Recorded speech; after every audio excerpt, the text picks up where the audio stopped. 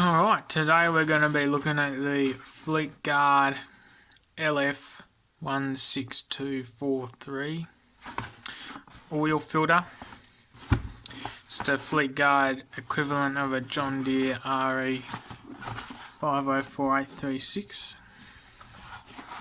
So on the box, it's just plain box all over apart from sticker Fleetguard. Assume MX probably means Mexico. Lube filter. Yep.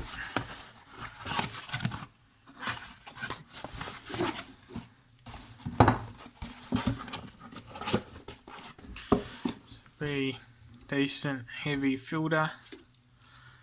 And as you would expect, covered in plastic. It looks like a hole on camera, but it's actually just sealed. A nice tight seal all the way around, that's good.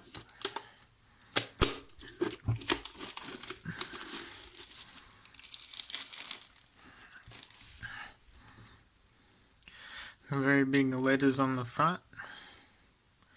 Fleetguard lube filter. Yeah, made in Mexico, there we go.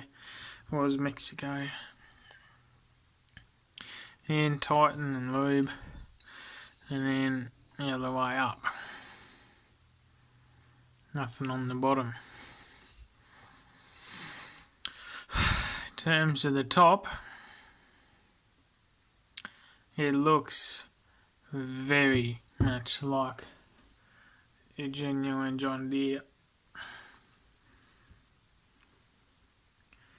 This is a genuine John Deere one. It's even got the same marks on there. So I'm very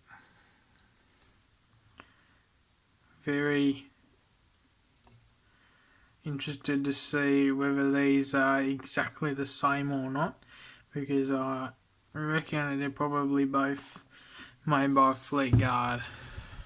So we'll start cutting this open so we can have a closer look at what it looks like. Right, so I got it cut open. This is the base plate. Now just ignore that's damage that I've done there. But all around it looks pretty good. The white stuff that you see there is just a little bit of overspray, but it doesn't actually go onto the sealing surface. Got our sealing ring on there, which seals the head into the filter housing, and pretty solid heavy metal.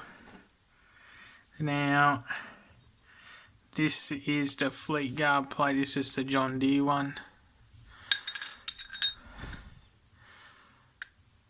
Yeah, the same there. The amount of threads is the same. You put them up against each other.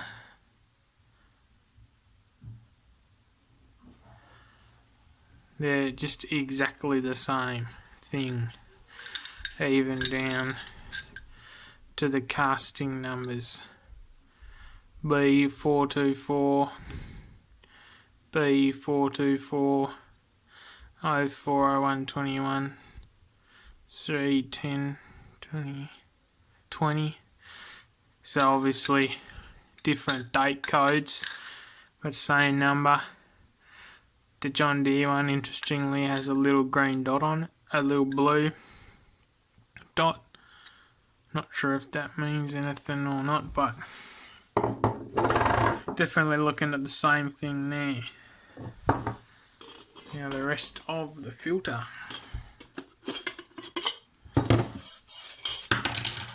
In terms of that housing,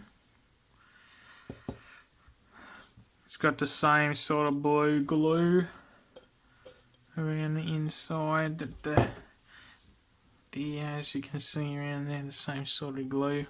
In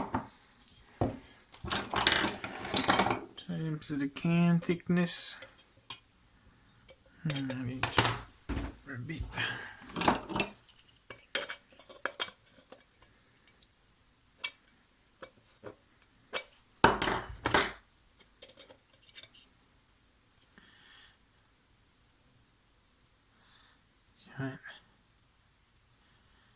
About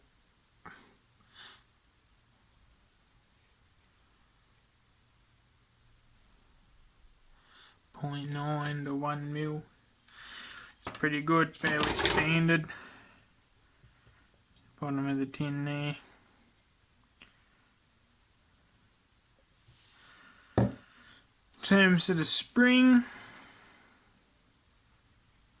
very decent, solid spring. John Deere spring. Exactly the same.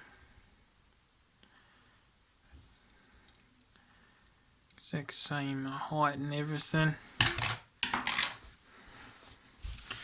Now the element itself, we've got the seal, fits fairly loosely in there, but it fits very snugly in the base plate, and then that seals with pressure that way instead of sideways, so I'm not too worried about that there. Yeah, that seal, once again, there's the John Deere one. Looking at exactly the same thing once again. Now the element itself, got a little standard cellulose crimp tube there. That there, that's not rust, it's just a little bit of oil. I got a little bit of extra glue on there, which was the same story for the genuine John Deere one, which is interesting. Center tube got nice locating tabs, sits in there pretty nicely. No bypass valve. Looking at that, this is the John Deere one.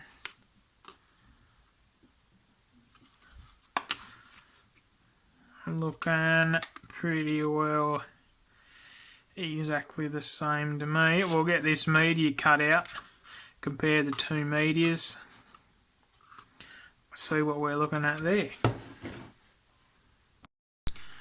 Alright, so I got the media cut out. We're coming at about 2 meters 60 millimeters, so pretty much, well, not pretty much, is exactly the same length as the genuine John Deere one. Take a section of that and look at it.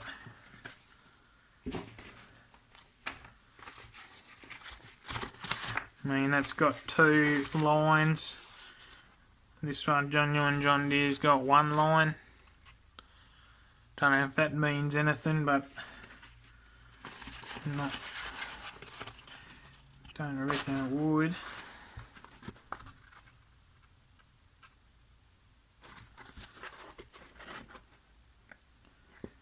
Media might look slightly different, but it might just be a different batch. So slightly a bit lighter yellow, but we'll put them under the microscope and have a look to be sure. Do that now.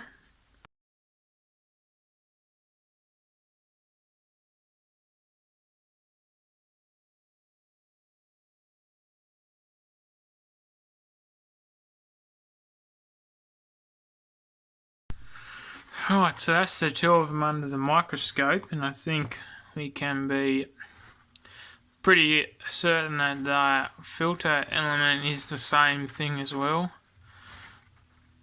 made to the exact same standard.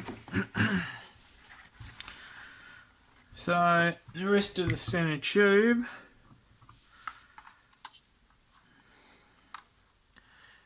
exact same sort of idea. Not the same idea, the exact same thing.